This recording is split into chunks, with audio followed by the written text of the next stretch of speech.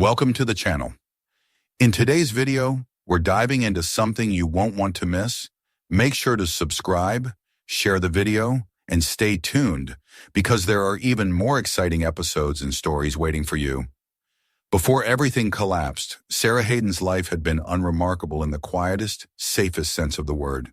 She had never expected anything extraordinary from the world, and in turn, it had never asked much of her. She and her husband had shared a small, aging house in a suburb where every street looked like the next, where neighbors waved from driveways, and where the most dramatic event in years had been the opening of a second grocery store on the opposite end of town. They lived modestly, content with simple routines, morning coffee before work, weekend errands, occasional dinners with friends, and long, lazy conversations about maybe someday traveling when they finally had the time and money.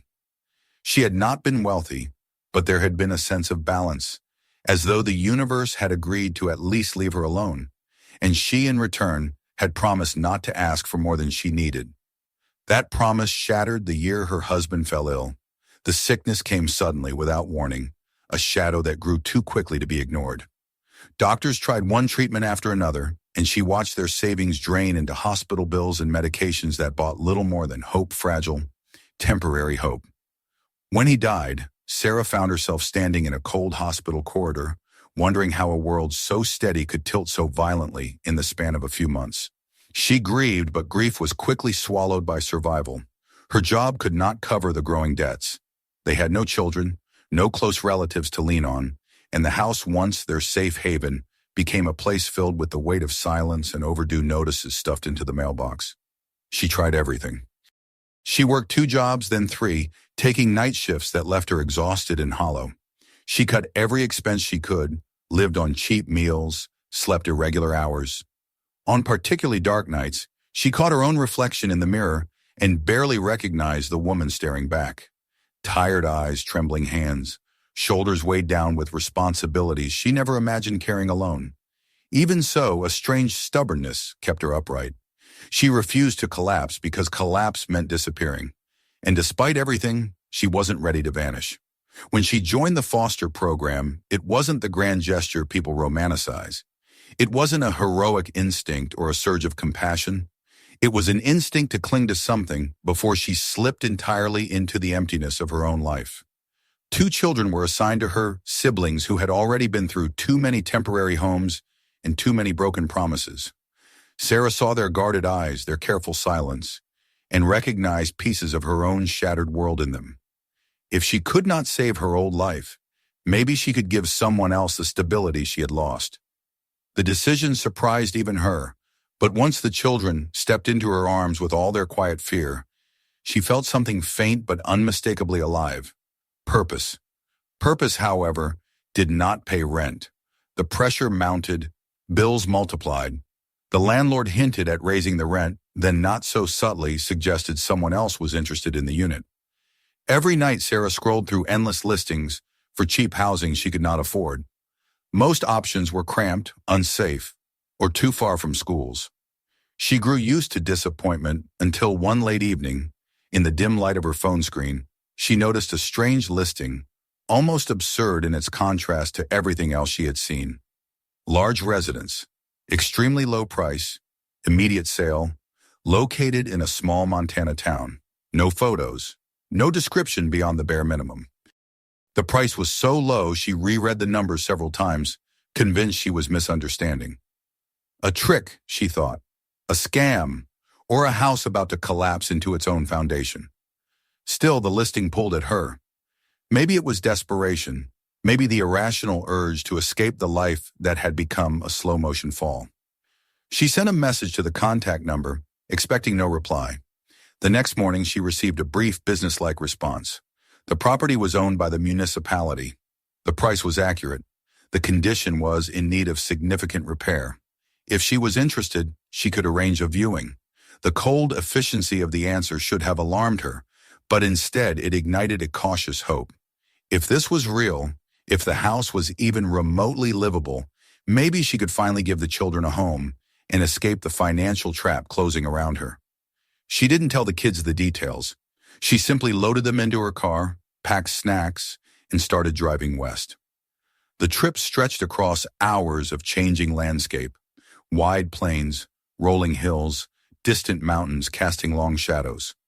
The farther they drove, the lighter Sarah felt, as though the weight of her old life loosened one invisible fiber at a time. When they reached the outskirts of the small Montana town, she noticed immediately how different it felt from anywhere she had lived. The town was compact, surrounded by open land that seemed to stretch into nothingness. Life here moved slowly, too slowly for tourists, but perhaps just right for someone trying to restart. Yet even before she parked on the main street, she felt something else. The gaze of people who knew she didn't belong. Locals watched her car with a mixture of curiosity and wariness. Her out-of-state plate stood out like a declaration. The kids pressed their faces to the windows, fascinated by the differences. The old-fashioned storefronts, a diner with a peeling sign, a small school standing alone near a cluster of houses. When she met the municipal representative near the edge of town, he barely said more than a greeting. His expression was tired, as though he was used to giving the same explanation and expected her to make the same decision others had made before her. But he didn't elaborate as he led her car down a winding road lined with pines and thick brush. After a long stretch, the trees parted, and Sarah saw the residence for the first time. It stood on a neglected plot of land, the remains of iron gates sagging as if weary of holding the entrance. Vines crawled across tall window frames, and weeds had overtaken what once might have been a garden or a lawn.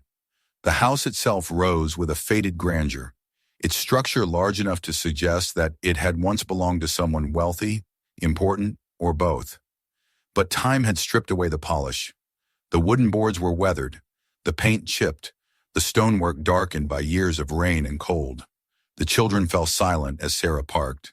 The house loomed above them like a relic from another era, one unable to decide whether it wanted to stand proudly or collapse quietly. For a moment, Sarah hesitated.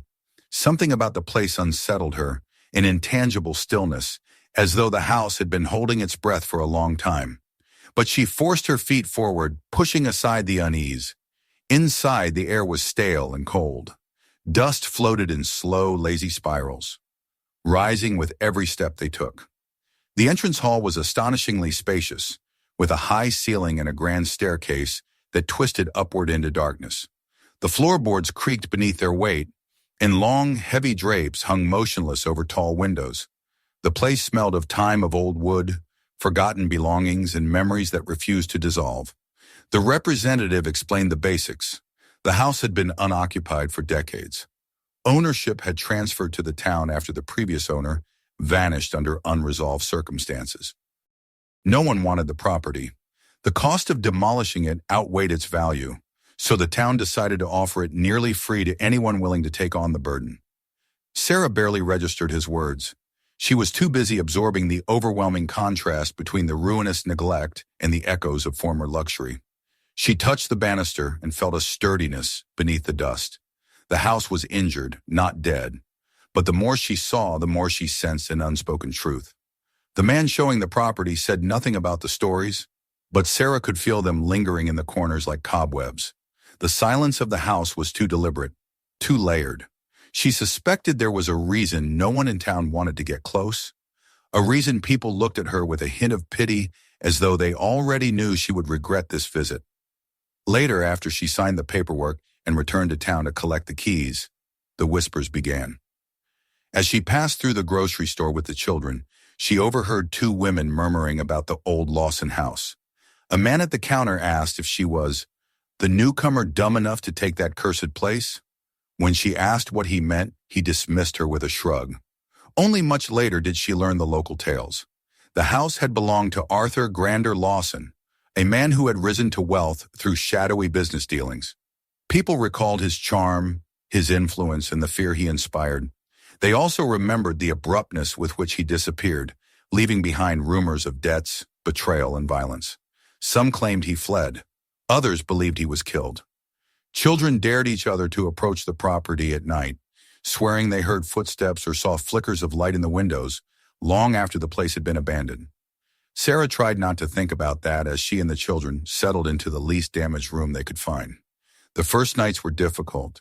Every sound echoed too loudly. Cold wind found its way through cracks in the window frames. Somewhere above them, old wood groaned as though the house shifted in its sleep. Once in the hallway outside their room, she found tracks in the dust-fresh tracks, too small to be hers, too large to be the children's. She dismissed them, rationalizing that the previous visitors must have left them. Yet the doubt lingered. Despite the discomfort, something in her hardened with determination. She had nowhere else to go, and the house, for all its eerie presence, offered a stability she had not felt in years.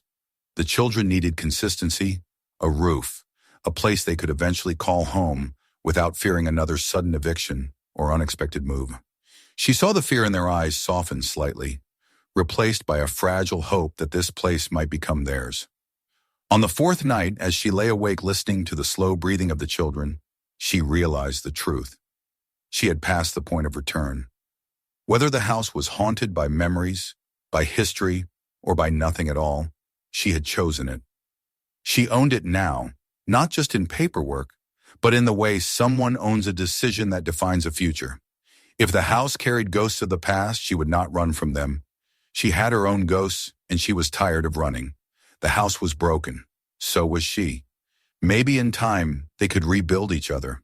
The thought settled over her with surprising calm, and for the first time in months, she allowed her eyes to close with something close to peace.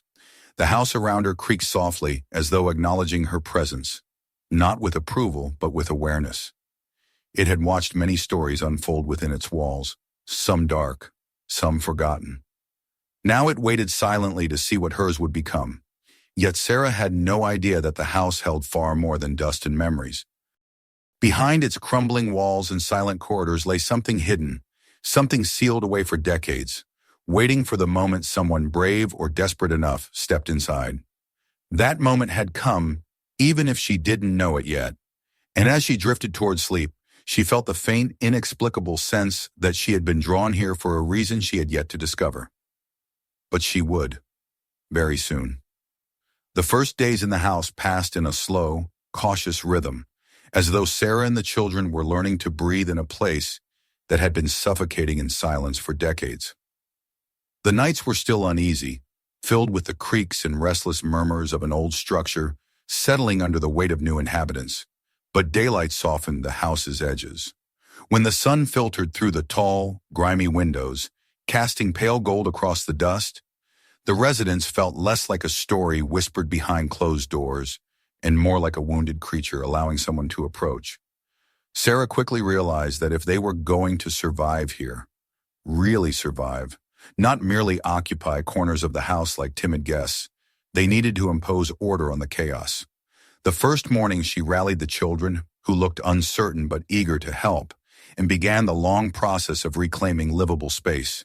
They started with the basics, clearing out broken furniture, sweeping floors thick with old dust, throwing open windows that groaned in protest. The house resisted every change. Some doors stuck as though they resented being opened, and certain rooms felt inexplicably colder than others. But the more they worked, the more the space began to feel like something that might, one distant day, resemble a home. Practical needs dictated their priorities. Sarah had to secure rooms that could be safely used for sleeping, eating, and studying. Heating was an ongoing battle. The old furnace sputtered unpredictably, and at times the house felt like a cavern carved from ice. They wore sweaters indoors, kept blankets draped over chairs, and drank hot tea to drive away the chill. Still, there were moments when the children laughed, small, hesitant laughs at first, when they discovered an old toy left behind in a drawer, or when a bird perched on the windowsill as if greeting them. Those laughs warmed the house far better than the furnace ever could. While sorting through the largest downstairs room, Sarah began to discover remnants of the life once lived here. Behind a fallen cabinet, she found a stack of framed photographs, their glass cracked or clouded, their frames chipped.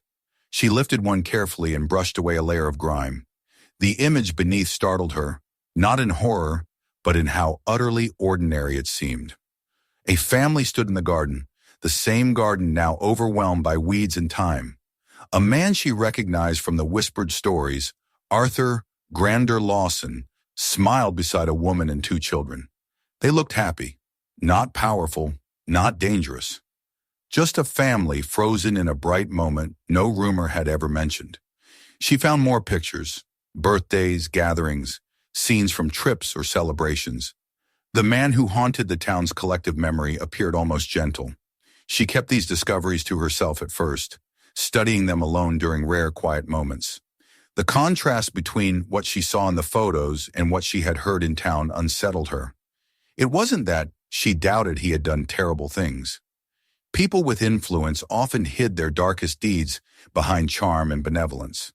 But she sensed something more complicated in his expression, a weariness perhaps, or a depth she hadn't expected. Among household records, receipts, maintenance notes, and letters to contractors, she discovered a recurring pattern. Many documents reference projects benefiting the town, funds allocated to refurbish a school playground, donations to a struggling clinic, handwritten notes about improvements for a local shelter. These might have been attempts at reputation polishing, or they might have been sincere. The truth lay somewhere between the whispers and the paper trail, and Sarah felt a strange pull toward understanding the man behind the myths. The turning point came one afternoon when she was working alone in an upstairs hallway. The children were occupied downstairs, sorting books they'd found in the library, and the house was unusually still. Sarah had begun repainting portions of the walls to cover deep scratches and peeling plaster. While running her hand along the surface, she felt an odd shift under her fingertips, a slight change in depth, almost imperceptible. She frowned and stepped back. From a distance, the wall looked uniform, but upon closer inspection, one section bore subtle inconsistencies in texture and alignment. Curiosity prickled at her. The house was full of quirks, but this felt deliberate. She rapped gently on the wall. The sound was different, hollow. She moved her hand further along the surface and knocked again. Solid. Then back to the first spot. Hollow. Her pulse quickened, though she couldn't explain why. She fetched a flashlight and tools from downstairs and returned to study the wall more closely. Kneeling beside it, she noticed faint lines, almost invisible unless the light hit them at the right angle, tracing a narrow rectangle in the plaster. Her breath caught. It looked like a concealed panel, not part of the original structure. Someone had covered it intentionally. She hesitated, suddenly aware of the deep quiet pressing around her. The house seemed to listen. With steady hands, she removed a strip of molding and pried away the fragile plaster. Dust billowed out, and the stale smell of long-forgotten air seeped into the hallway. Behind the debris lay a wooden panel, secured with old screws, their heads worn with age. It took effort to loosen them, but eventually the panel shifted, revealing a dark void. A chill not of cold, but of something more instinctive ran through her. She braced herself and leaned in, shining the flashlight into the narrow passage. The beam caught the outline of a small enclosed space, its walls covered in dust so thick it looked like frost. It wasn't a crawl space or storage nook. It had clearly been constructed as a hidden room. Her heart thudded as she widened the opening enough to enter. Inside, the air was heavy and unmoving, as though no breath had disturbed it in years. The room was cramped, just large enough to stand in. Along one wall stood a metal cabinet with a rusted door, its edges eaten away by time. Next to it, several boxes were stacked neatly, untouched by moisture thanks to the insulation that lined the walls. A lone wooden chair sat in the corner, its seat covered in dust thick enough to soften its edges. The atmosphere felt strangely intentional. This was not the lair of a criminal hiding stolen goods, nor the haphazard hoard of someone disorganized. Everything suggested purpose, care, precaution. Sarah pulled out one of the boxes, coughing as a wave of dust drifted into the stale air. Inside were papers, hundreds of them. Not money, not weapons, not anything that aligned with the sinister image the town had painted. Instead, she saw legal forms, contracts, correspondence with charitable organizations, architectural sketches for what appeared to be a children's shelter. She sifted through them slowly, hardly believing what she was seeing. The documents bore signatures and official stamps. She traced the lines of ink with her fingertips, feeling an unexpected growing heaviness in her chest. Then she found the notebooks. They were stacked neatly in the corner of the cabinet, each leather-bound, each marked with dates spanning the last years of Lawson's life. When she opened the first one, she expected something cryptic or coded. Instead, she found straightforward reflections, written in a firm but elegant hand.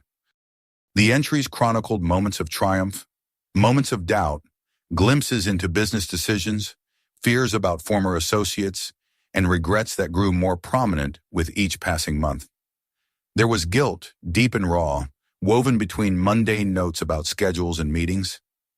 As she read, an image of Lawson emerged far different from the town's narrative. In the early entries, he acknowledged choices he had made that he could not erase, the deals that had built his empire, the wrong people he had crossed, the shadows that clung to him. But as the pages progressed, his tone shifted.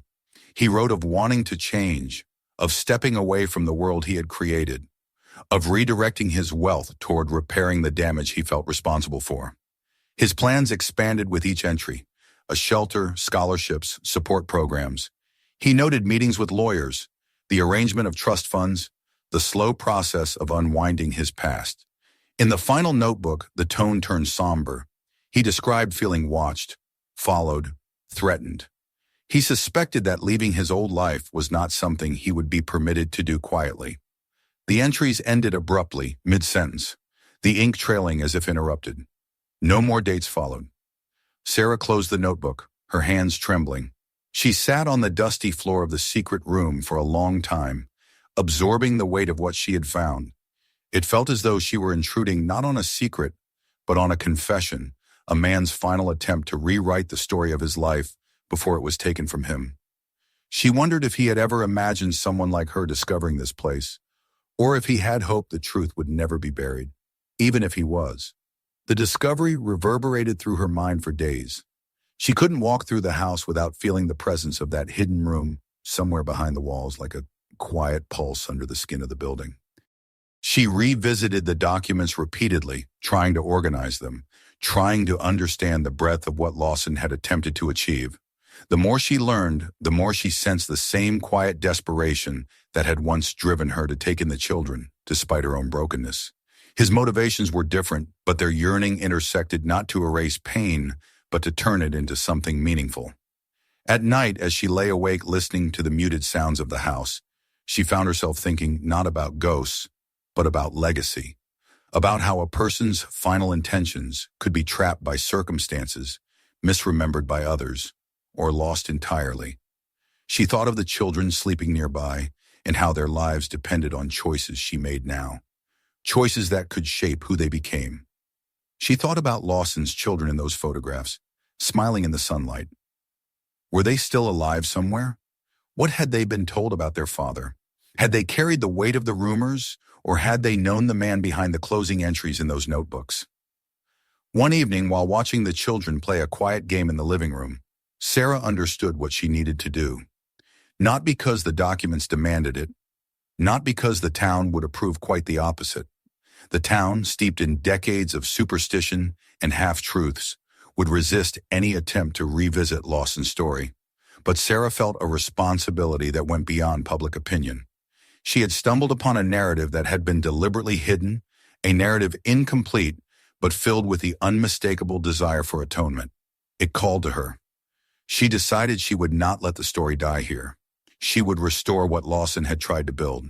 She did not yet know the obstacles she would face, the people who would resist her, the danger of dragging a long-buried past into the light.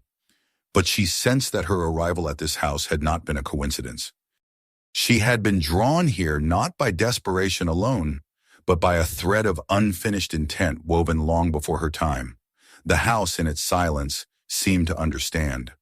For the first time since she had moved in, the creaks at night felt less like warnings and more like the settling breaths of something awakening to purpose. And Sarah, exhausted, trembling, uncertain, Sarah felt the same awakening within herself. Sarah spent the days following her discovery in a state of quiet intensity, as though she were moving inside a dream whose edges had sharpened. The secret room, once only a shadow behind the walls, now felt like the hidden heart of the house, pulsing with a story that demanded to be heard. She carried the weight of the notebooks with her, sometimes literally, tucked under her arm as she paced through the rooms, sometimes in the form of thoughts that refused to let her rest. The words Lawson had written clung to her mind, not as confessions of guilt alone, but as echoes of a man trying to wrestle himself free from the darkness he had created. She kept returning to them at night after the children had gone to sleep, reading by the light of a small lamp while the wind crawled along the walls outside. His handwriting grew shakier toward the end, the lines more compressed, the tone filled with a quiet urgency. It wasn't written for public redemption. It wasn't a plea. It was simply a record one he must have hoped someone would find. The more she read, the more she felt him stepping out of the caricature the town had drawn. He became human, fallible, afraid. She imagined him sitting in that secret room, aware that the people he once trusted had turned their eyes toward him with suspicion or resentment. She imagined him writing with the knowledge that he might not have much time left to put his affairs in order. The idea that he had wanted to create something good, a shelter for children, scholarships, opportunities, stirred something deep in her. It felt uncomfortably familiar, a mirror of her own attempt to reshape the future of two children who had been handed too much hardship too early.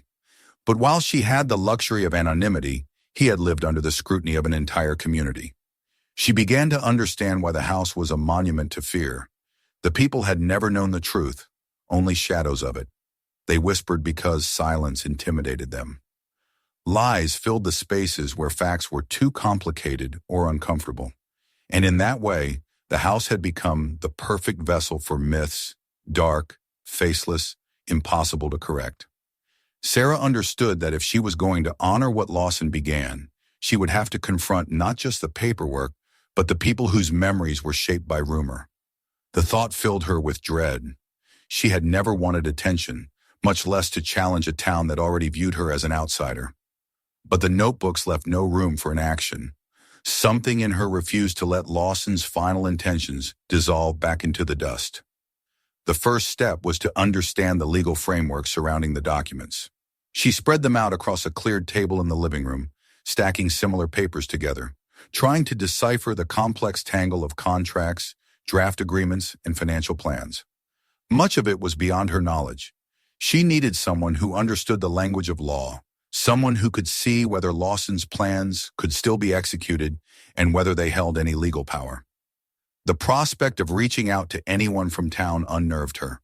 The people she had met so far had made it clear they wanted nothing to do with the house or its history.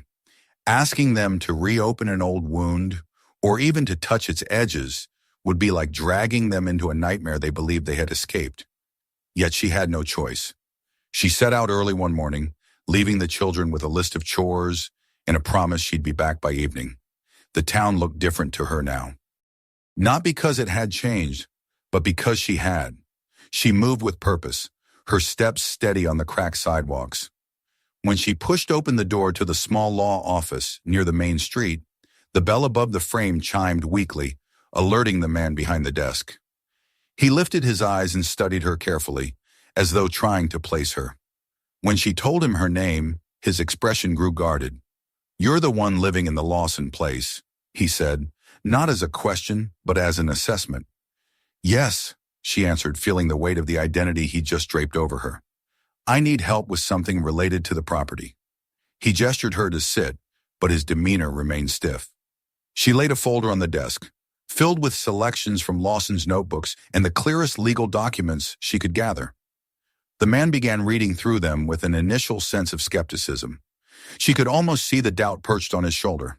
But as his eyes moved over signatures and dates, and as he compared them to his own internal archive of the town's history, that doubt began to shift.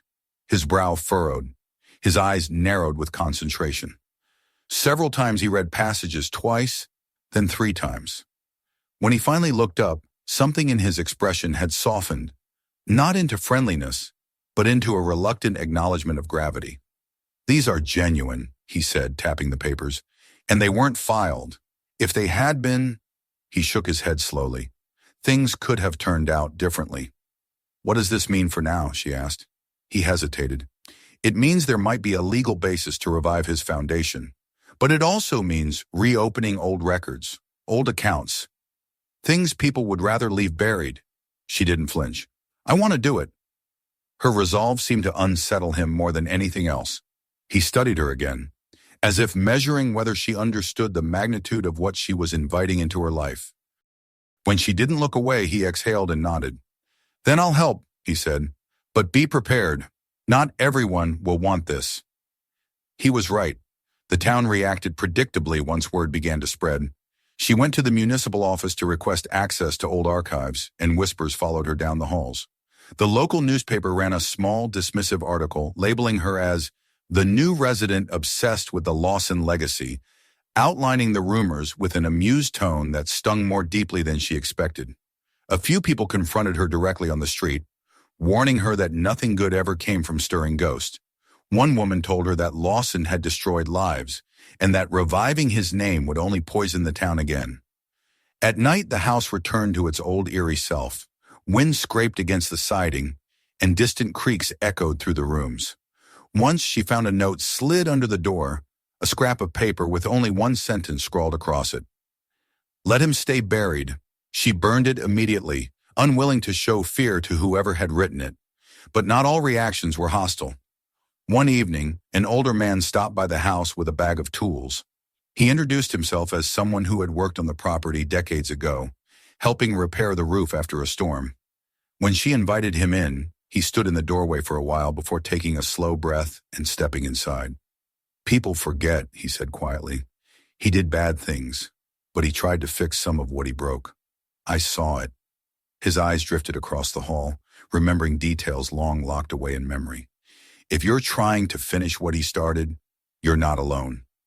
Others followed in small, hesitant steps. A retired teacher brought old photographs from the days when Lawson's family had contributed to school programs. A former contractor shared stories of projects Lawson funded anonymously. Parents who once received help from him came quietly to offer manpower for repairs or donations for the children Sarah fostered. It happened slowly, like ice beginning to melt. And with legal support, the truth gained momentum. The documents passed verification. The lawyer representing her presented them to officials who could no longer deny their authenticity. Eventually, after long meetings and countless questions, the town agreed to unfreeze the funds Lawson had set aside for the foundation. They required oversight, of course, audits, reports, transparent accounts, but Sarah welcomed it. She wasn't trying to resurrect a man's reputation. She was trying to honor the part of him that had wanted to set things right.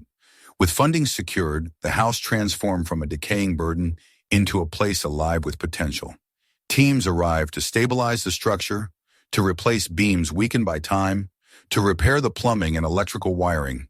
The children watched the renovations with wide eyes, amazed at how quickly the house began to shift from a wounded relic into something vibrant. The sound of hammers and drills no longer felt intrusive. It felt like the house was taking its first deep breath in years. Rooms that had once been brittle with silence filled with activity. Walls were washed clean and repainted. Old furniture was restored or replaced. Spaces once dark and unwelcoming became warm with sunlight and soft colors. The grand hall regained its dignity. The upstairs bedrooms, once threatening with their cold corners, were furnished with beds, desks, shelves, and toys. The transformation was slow but steady, and each change seemed to ripple outward, altering the aura of the house itself. Children began to arrive, first 2, then 5, then a small group whose lives had been shaped by neglect or loss. They walked through the front doors with wary expressions that reminded Sarah painfully of her own foster children, then softened as they discovered kindness instead of judgment. They filled the rooms with noise, laughter, arguments, and whispered secrets. They adopted the house more quickly than adults ever could, claiming its corners and hallways with the unfiltered enthusiasm of youth. Sarah watched them with a quiet reverence. She remembered the first night she'd lived here, how every sound had felt like a warning. Now the same sounds, footsteps on the stairs, voices drifting through the halls, felt like proof that the house had finally awakened. It no longer felt cursed. It felt lived in. The town changed too. People who had once avoided the property now visited willingly, bringing supplies or volunteering their time. The hostility faded, replaced by cautious acceptance. Eventually, acceptance gave way to something that resembled pride.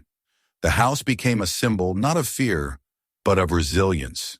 Children were given a place to heal. Families found support where once there had been suspicion. And yet, Sarah never forgot the secret room. She left it untouched except for one change. The boxes and notebooks were organized neatly, displayed on a small table she placed inside.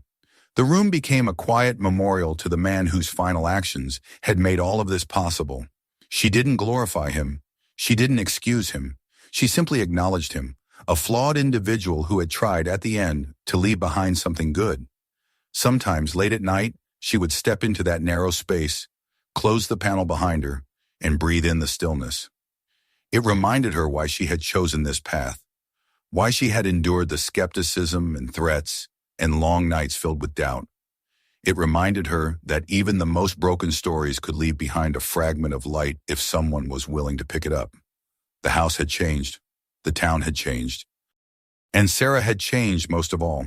She no longer felt like a woman drowning beneath the weight of her past. She felt anchored, steady, purposeful. The pain she carried, the grief for her husband, the fear from her darkest nights had not disappeared, but it had been reshaped. It had become fuel, not burden. Her life was no longer defined by what she had lost, but by what she had chosen to build. In the quiet moments at dusk, when the children's laughter drifted from somewhere upstairs, Sarah often found herself on the front steps, watching the last rays of sunlight slide across the yard. The house behind her glowed softly. Its windows no longer looked like empty eyes, but like warm beacons. She understood then that Lawson's final wish had not simply been for redemption.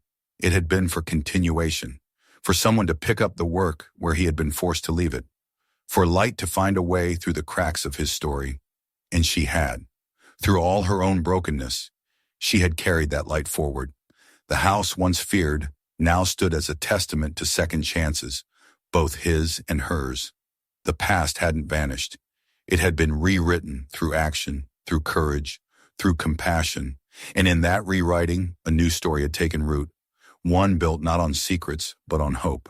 If you enjoyed this video, don't forget to subscribe, share it with your friends, and check out the next episodes and other videos on the channel. Thanks for watching.